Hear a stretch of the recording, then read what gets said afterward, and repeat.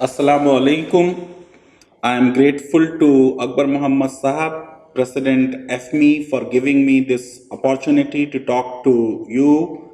I'm also grateful to senior member of FME Nakedar Sahab who had invited me earlier, but I somehow could not make it. Dr. Farida Ejaz, who is the chair of FME convention, and I'm also grateful to Dr. Sanaullah Khan Saab, who is the president-elect of FME. The topic given to me is safety through strength and solidarity. I really don't know whether I can do justice with this topic because it is not fundamentally connected to my field of interest, but let me make an attempt. एक दो जख्म नहीं है, जिस्म है सारा छन्नी। एक दो जख्म नहीं है, जिस्म है सारा छन्नी। दर्द बेचारा परेशान है, कहां से निकले। दर्द बेचारा परेशान है, कहां से निकले। अपने चेहरे से जो जाहिर है छुपाएं कैसे। अपने चेहरे से जो जाहिर है छुपाएं कैसे। तेरी मर्जी के मुताबिक नजर आए कैसे। If the topic is in the context of Muslim perspective, as FME is an association of Muslims of Indian origin, I really don't know whether we are talking of physical safety or we are talking of mental health. If we are talking of physical safety, let me say that at least in the first and second decade of our independence, when you had large-scale post-partition riots, where only mere assurance of physical safety was good enough for the Muslims to vote for Congress, what did really happen during this period? Why I am making this point? Because some of the leading Muslim political leaders, they have made out a case that whatever we see today in the form of rise of Hindutva, it is of Muslims' own making. And they blame Muslim leadership, they blame Muslim ulema, they blame Muslim masses. I hold no brief on behalf of Muslims of India. Yet let us test this thesis. And that is what I am going to do. So post-partition riots, who was responsible for the partition? At that point of time, many didn't know. But with the publication of History of Partition and all the documents relating to partition, with thesis coming from Aisha Jalal and India's most celebrated constitutional law writer, H.M. Sirwai, now Congress is also to be blamed for the partition. This entire blame game on Muslim thesis stand busted. Now today, this thesis blames Muslims for their condition, for the rise of Hindutva, by saying that the Shah Banu judgment opposition gave rise to Hindutva. Opposition to uniform civil code gave rise to Hindutva. The mismanagement by the Babri Masjid Action Committee gave rise to Hindutva. I hold no brief on behalf of Babri Masjid Action Committee. And I am entirely in agreement with Ali Mian, who himself said that leaders of Babri Masjid Action Committee were overambitious. They did not realize the ground realities. They did not accept the formula which he tried to build with the help of Shankaracharya. And because of their speeches, because of their rigidity, they gave huge impetus to the Hindutva forces. There is some truth in this thesis. I'm not denying it, but we need to look at the chronology.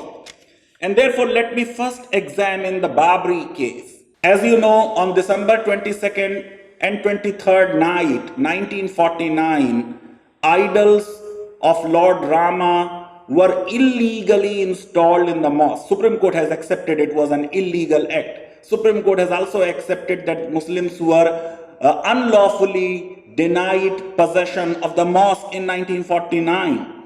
From 1949 till 1961, Muslims have not gone to the court challenging this illegal occupation of the Babri Mosque.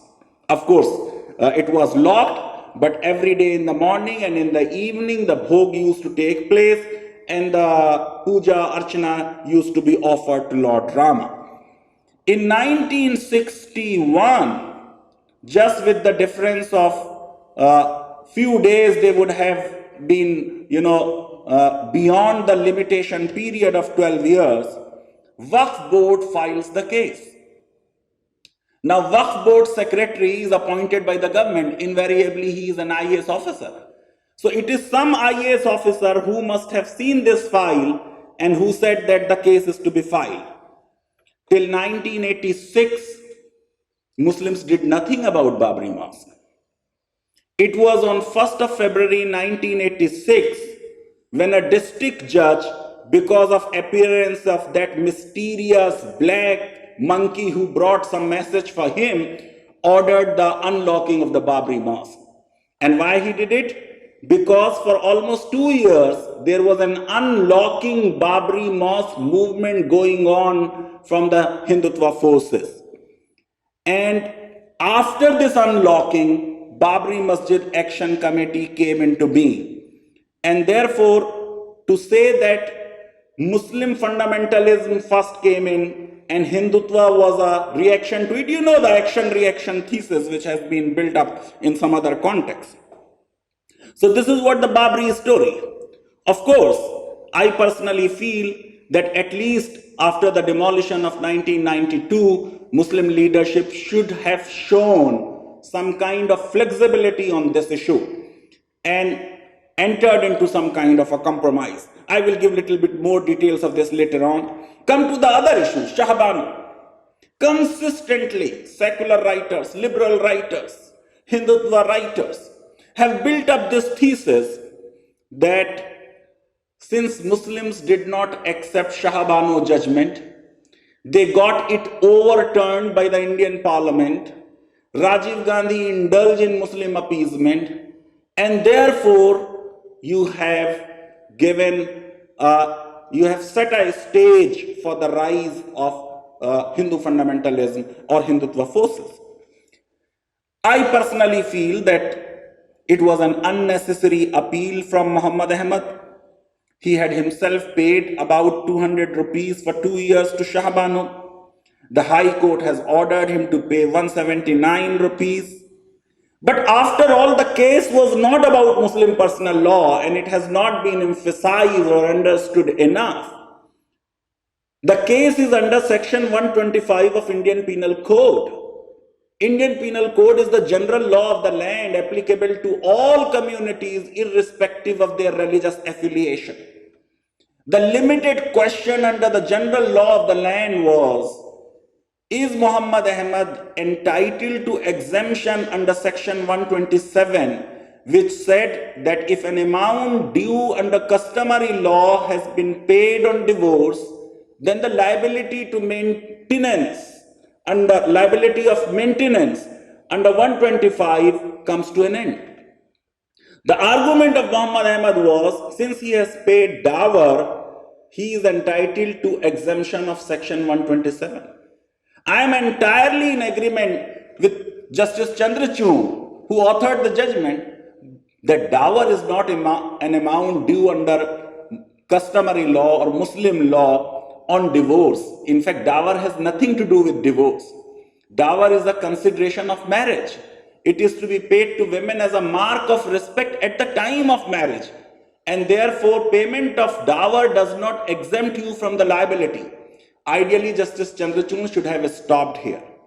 But he went on and quoted verse number 241 of Holy Quran, and he said that even Quran says that you have to pay maintenance. I think it was an unnecessary reference to Quran. You are dealing with the general law of the land.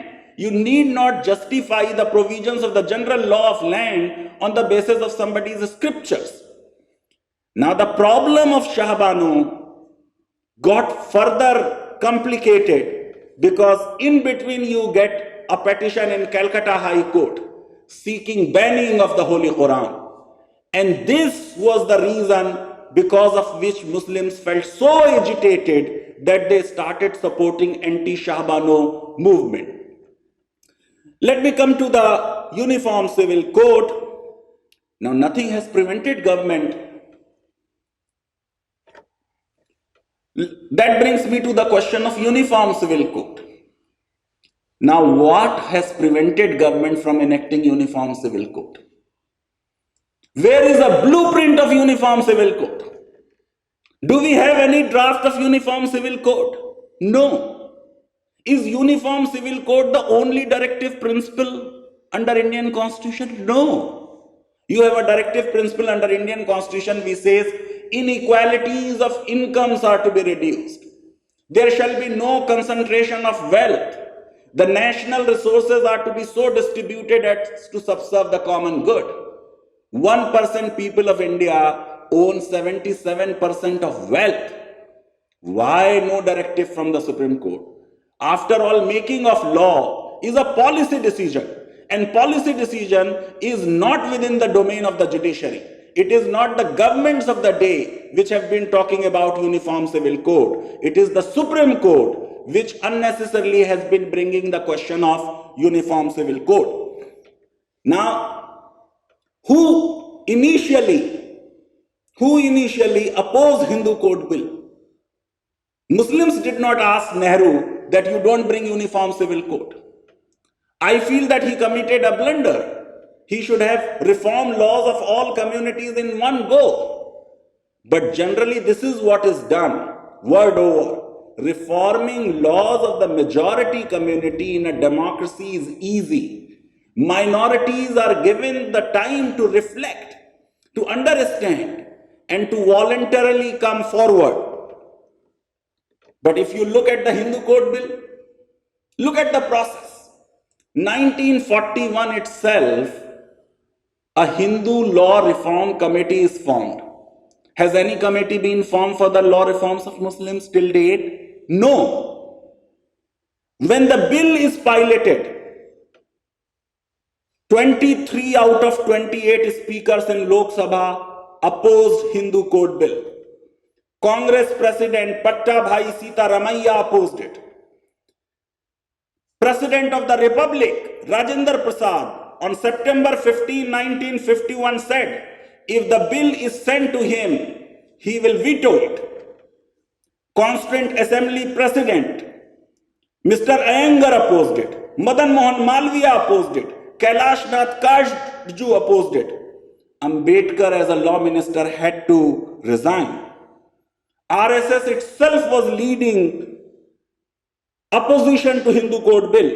In 1949, not 1, 2, 3, 4, as many as 79 opposition or protests against Hindu Code Bill were organized in Delhi alone. Hindu Mahasabha, Dharm Mahamandal, Akhil Bharatiya Dharm Sangh, all of them were opposing Hindu Code Bill. In 1949, All India Anti-Hindu Code Bill Committee under Swami Karpatri Maharaj was formed. And what did Maharaj do? He justified unregulated polygamy. As you know, till 1955, Hindus were entitled to have any number of wives. And this is what he used to say, quoting Yagnavalkya, and I am quoting, if the wife is a habitual drunkard, a confirmed invalid, a cunning, a barren, or a spendthrift woman, if she is bitter-tongued, if she has got only daughters and no sons, if she hates her husband, then the husband can marry a second wife even while first is living. This is the situation. What were they opposing? If you look at Gita Press Kalyan magazine, several articles were written in favor of polygamy, opposing daughters' right to inheritance. As a compromise, Hindu Code Bill could not give daughters equal right in all properties. It was only in self-acquired property of the father they were given a right. In the ancestral property, it will take decades. In 2005, the amendment to Hindu Succession Act will come, which will say daughter can also be a co-partner. And then the courts interpreted this law, that this law cannot have a retrospective effect. And that was the case, Prakash versus Phulvati, in which a Hindu woman was not given justice, but the court said that Muslim law is discriminatory, and the registry of the Supreme Court was directed to file a case, and that's the Shaira Bano case. It is in 2020 that Supreme Court overruled Prakash versus Phulvati and said that Hindu daughters will get ancestral property, and the law was given a retrospective operation. What were their arguments? That the Constituent Assembly did not have the right to legislate on religious matters. This was exactly the same argument which Muslim fundamentalists were making post Shah Bano. Now look at Uniform Civil Code debate little more closely. In most laws, we already have a Uniform Civil Code. So Transfer of Property Act, Sale of Goods Act, Companies Act, Indian Penal Code, Code of Criminal Procedure, in most laws, you already have a Uniform Civil Code. A Special Marriage Act is a Uniform Civil Code. Indian Succession Act is a Uniform Civil Code. What is Hindu Code Bill? Hindu Code Bill is statutory recognition of Hindu personal law. As a result, Hindu Code Bill provides that the spouses shall not be related from father's side in 7 generations and from mother's side 5 generations. This is called Sapinda relationship. Kanyadan, it is an acknowledgement, recognition of Hindu personal law. And then finally, in 1976, you got this amendment to Special Marriage Act. A Special Marriage Act is the act under which court marriages are done. A Special Marriage Act is the act under which inter-religion marriages are held. Now, if 2 Hindus register their marriage under the Special Marriage Act, Hindu personal law shall continue to govern them. But if 2 Muslims, 2 Christians, they register their marriage, it will not be Muslim personal law which will govern them, but it is the Indian Succession Act which will govern them.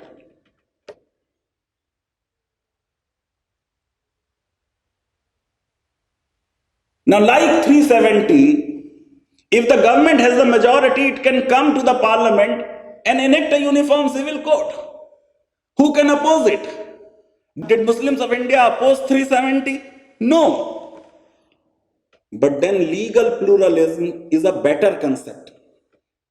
Even in Indian Penal Code and Code of Criminal Procedure, I had once counted, states have made more than 100 amendments. During COVID-19, central government brought in an ordinance amending Epidemic Diseases Act of 1897. Now you have a central government in BJP, you have a BJP government in UP, BJP government in Gujarat, BJP government in Haryana. Yet these state governments brought in their own ordinances, increasing punishments. So even on criminal law, you don't have one law. In some states you have anticipatory bail, in other states you don't have anticipatory bail. So it's a myth that you can have one law in a country. I am not opposed to uniform civil code, but I personally believe uniformity in law is not a great value. Justness of law is far more important. You may have different laws, but all these laws must be just laws, and that is what the legal pluralism is all about. But how come of all the directive principles, we only talk of cow slaughter, we talk of uniform civil code and no other directive principle? If you look at Muslims of India, in the Constituent Assembly, the Muslim members said cow slaughter should be incorporated in fundamental rights. They were wanted to elevate its status as a right. So blaming Muslims for the rise of Hindutva is easy. But let us look at hard facts. 1947, Kalyan magazine, July and August, number, Ravi Shankar Shukla, Premier of Central Provinces, and the first Congress Chief Minister of Madhya Pradesh. This is what he has written. Hindustan should become a Hindu Rashtra, and its state religion should be Hinduism. Hindus or non-Muslims should hold top post. Any person who does not believe in Hindu culture should not be made part of the government of Hindustan. Unquote. In the Constituent Assembly, he was a member and he advocated Muslims should not be given citizenship right. In 2016, RSS MC Vaidya has written a piece in Indian Express, The Price of Personal Law. And he has said those who do not accept uniform civil code should be denied citizenship. Then I had written a response piece titled, Look Who is Talking, Indian Express, November 11, 2016. And I quoted all the instances of RSS's opposition to Hindu Code Bill.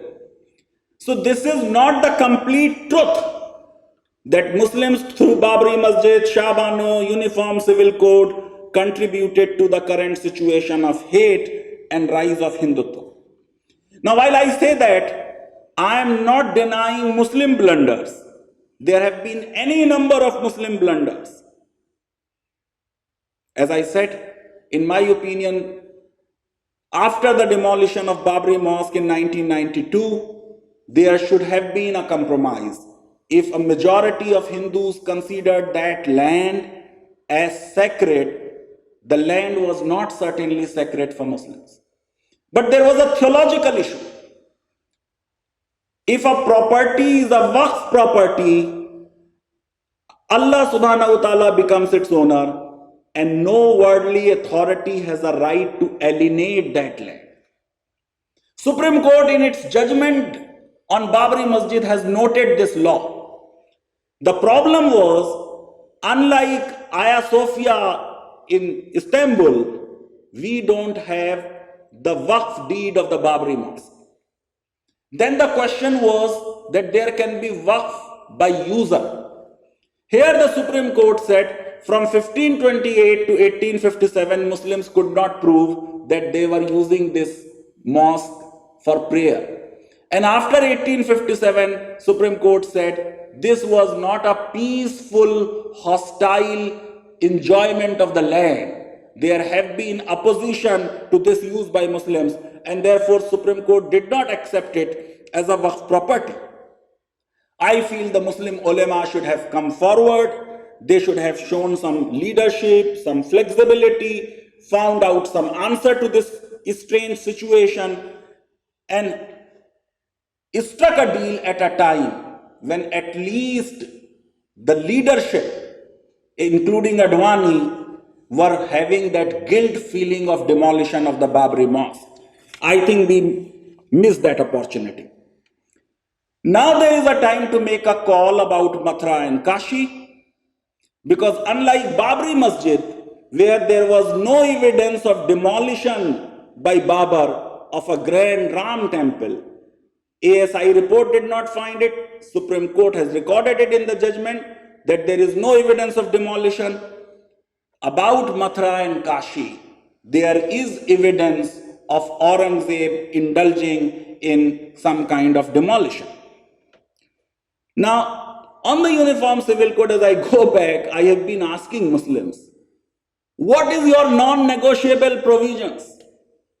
And Muslim ulama are not able to tell me that this X, Y, Z are our non-negotiable points. If the government of the day makes an offer to the Muslims of India, you draft your law, your code, I can say it without any fear of contradiction. that Muslim ulema will not be able to give a consensus document to the government that this is what we want to incorporate in Uniform Civil Code. I think there has to be some debate within the Muslim community that most of the Muslims in the world today live as a minority.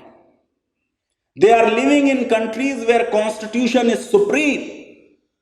They are living in countries where there are some universal, inalienable, fundamental rights. Of course, there is a right to cultural relativism. But this universality of human rights versus cultural relativism is to be debated. The intellectuals of the community and the ulema need to sit together. The problem is Muslim masses don't listen to Muslim intellectuals. Muslim masses listen only to Muslim ulema. And Muslim ulema don't want to go against the established positions of their schools. The flexibility, inherent flexibility of ijtihad and qiyas, which was provided in Islamic law, they don't want to use. They rather want to continue with the doctrine of taqleed. That brings me to the question of solidarity. Very, very important. In the preamble of the Constitution, term fraternity is clearly mentioned. But this is a less talked about subject. There has been an overemphasis on secularism. Of course, in India, secularism in its essence included the rights of the minorities. I feel that the Muslim community must promote fraternity, must come forward. I think one of the failing of Muslim community is a very weak civil society movement. We have a very, very small number of NGOs. And why the NGO movement is not successful amongst Muslim masses? Because NGOs are committed to fundamental rights and fundamental freedoms. Our leadership, our ulema are not yet convinced about the content and utility of fundamental rights and basic human rights. They start evaluating everything from the perspective of old fiqh. They still don't give much importance to enlightened liberal views of Muslim feminists, Muslim liberals. For instance, they can't accept right to abortion. They can't accept sexual orientation as a part of personal liberty of the people. They are still worried about the dresses women can wear. If we live in modern, secular, liberal democracy, I think on these questions, whatever is the constitution of the country saying, each one of us have to accept it. Ulema still control the worldly affairs. That I think is another big issue. Ulema until recently were rejecting secularism and modernity and liberalism. I remember when I was a student in a legal Muslim university, SIM used to organize debates against secularism, used to condemn communists. And I also feel that another reason of our problem is that probably we rated ourselves very high. Even Iqbal contributed to it by saying, "Nahi tera nashe man qasr sultani ke gumbat par, tu shahi hai basera kar पहाड़ों की चट्टानों में, मैं शाही नहीं हूं." बहुत ऊंचा मुकाम मुझे दे दिया गया. I think we were not realistic. We were not ready for the new world. We were still living in some medieval times. I feel another failing of the Muslim community is that it did not demonstrate requisite solidarity with other sections of population, with scheduled caste and scheduled tribes. I think entire Sultanate period and Mughal period, the Muslim rulers, Muslim nobility sided with the upper caste and did not work enough for the upliftment of poorer section of the population, particularly SCs and STs. We do not raise issues of tribals and indigenous peoples. We do not raise issues of farmers and the labor. We don't oppose new labor codes, new farmers' bills. We are still into this Hindu-Muslim divide, and the Muslim issues we raise, and about other issues, we don't show much interest. These religious identities have some value, but in a modern, secular, liberal democracy, these identities are personal. बस्ती में अपनी हिंदू मुसलमान जो बस गए, बस्ती में अपने हिंदू मुसलमान जो बस गए, इंसान की शक्ल देखने को हम तरस गए. Coming to the word strength, yeah, there are strengths, but number is not your strength. In a democracy, number should matter. But we have reached that point that the votes of the Muslim community have become irrelevant. If a massive majority of Hindus vote on one side, 14-15% Muslim votes have no value. In an age of majoritarianism, your strength does not give you much strength. In terms of education backwardness, there has been remarkable progress. Number of Muslim institutions have come up, professional colleges have come up. But there is one problem. All these years, we had neglected legal education. We have doctors, engineers, professors, but not good lawyers. I have been saying it, that we have wasted centuries in saying पैदा हुए वकील तो शैतान ने कहा अल्लाह ने मुझको साहिब औलाद कर दिया. If you want rights, engineers and doctors won't give you rights. To get rights, you need lawyers, and therefore we must emphasize legal education. I think Muslim community's greatest strength is that they have utmost faith in the Constitution of India. What is the Constitution? Any constitution is a social contract. It is a pact between people and the state. Indian Constitution made that pact with us and with fellow citizens. It promised democracy, it promised justice, it promised liberty, it promised equality of opportunities. And with Muslims in particular, it promised that there will not be any state religion. It promised freedom of religion for everyone. I think there is a need that we inculcate constitutional values in ourselves. We accept and cherish the liberal values of our Constitution. We understand the difference between Sharia and fiqh. Sharia signifies relationship with God. Fiqh is about human relationships. I think in the recent CAA protest, the way Muslim women were reading preamble of the Constitution was giving me a lot of satisfaction that we are returning to what Prime Minister repeatedly said, the only holy book he knows. Constitution of India is to be supreme in any modern democracy. And Muslims of India have a strength of contributing for the betterment of this country. They have always been contributing to the nation building. ए वतन खाके वतन वो भी तुझे दे देंगे. ए वतन खाके वतन वो भी तुझे दे देंगे. बच गया है जो लहू अब के फसादात के बाद. Muslims have no other place to go except India. This is their motherland. Even our religion tells us, Hubbul Watni is half the religion. We need to strengthen India's composite culture and diversity. We need to fight for constitutional values within permissible limits of our Constitution.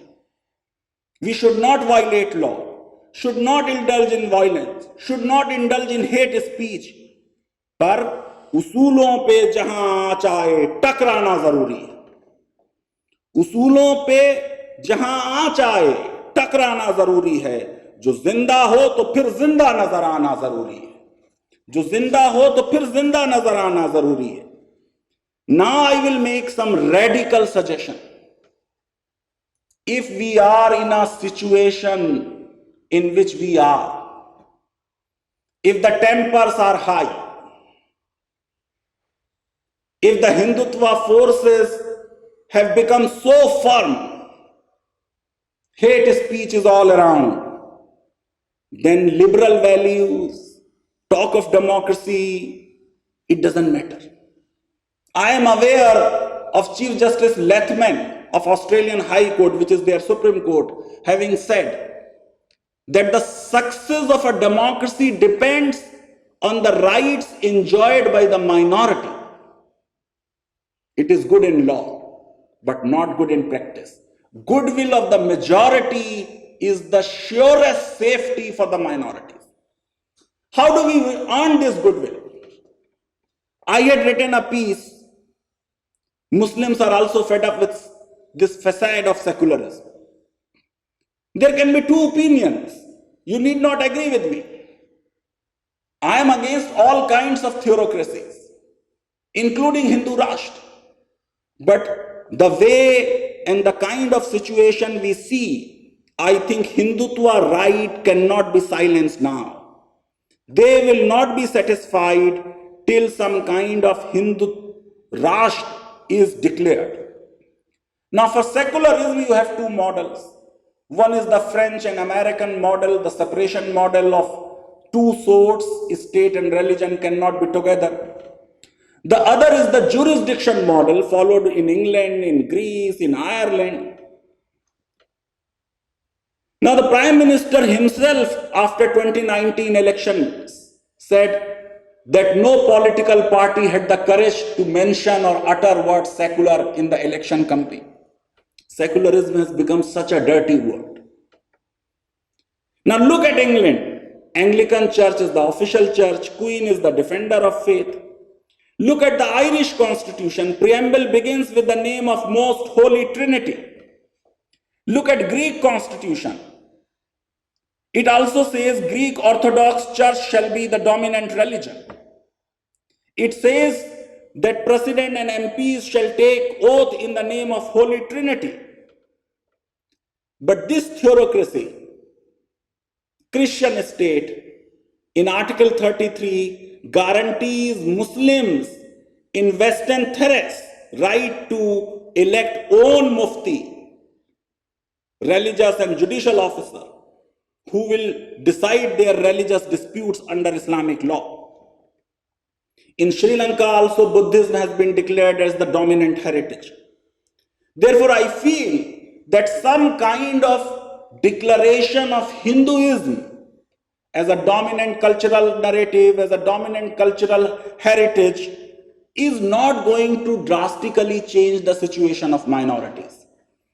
I had written in this article that Hindutva supporters will be most disappointed with Hindu Rashtra, because in Hindu Rashtra also Muslims will have citizenship. Pakistan is an Islamic state, but non-Muslims are also its citizens. In modern Hindu Rashtra, theocracy of Britain or Greek type, they will have all the rights as citizens. It is only in constitution you will declare that Hindu religion is the dominant cultural narrative. And finally, I would say that Muslims need not feel depressed. If you look at history of Muslims of last 300 years, we have faced several existential crises, but each time Muslim communities survived and got the support of the enlightened Hindus. I will mention few events. 1857, the mighty Mughal Empire comes to an end. In my opinion, it was not a Mughal rule, it was a Mughal Rajput rule, because Rajputs constituted 25 to 40% of the nobility. But Muslims were at the receiving end. They received the wrath of British. They were hanged in thousands in Chandni Chowk in Delhi and elsewhere. And they were all depressed. Founder of Aligarh Muslim University, Sir Syed Ahmad Khan, came up with the idea of Muslim Education Renaissance. MAO College was founded, which subsequently got converted into Aligarh Muslim University. Of course, Muslim Renaissance, in point of time, came 5 decades after Raja Ram Mohan Roy. And of course, Muslims did not accept Sir Syed. More than 50 fatwas are issued against him. Hindu community owned Raja Ram Mohan Roy. But look at history decade to decade. 1885, Indian National Congress is founded. 1887, the president of Congress became a Muslim, Badruddin Tayyabji. 1947, when country is partitioned, Azad was president of Congress for 6 years. Since many of us these days have been following Irturul, let me pick up example of Turkey. 1918, British and French forces occupied Istanbul. The whole world, Muslim world I mean, was suddenly in shock at the end of Khilafat. In fact, Indian Muslims led by Mahatma Gandhi and Ali brothers started the Khilafat movement. Whether it was a right thing or wrong thing, I am not debating that. Khilafat was not restored, but Islam survived and Muslims survived. And the third big event is partition of India. In the name of religion, Muslims survived it. Of course, Muslims have not had a major say in the partition. An insignificant minority of Muslims had a right to vote under the Government of India Act.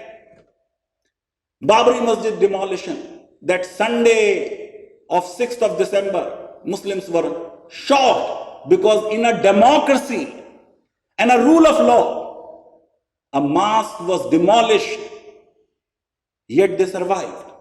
2002 Gujarat riots, they survived. तो कुछ बात है कि हस्ती मिटती नहीं हमारी, सदियों रहा है दुश्मन दौरे ज़मा हमारा. I am an optimist. I feel we can still redeem the situation. We can still come up if we rise to the occasion. If we inculcate constitutional values of freedom and liberty and human rights. नहीं है ना उम्मीद इकबाल अपनी कश्ते वीरां से, नहीं है ना उम्मीद इकबाल अपनी कश्ते वीरां से, जरा नम हो तो ये मिट्टी बड़ी जरखेज है साकी. बहुत बहुत शुक्रिया. Thank you very much.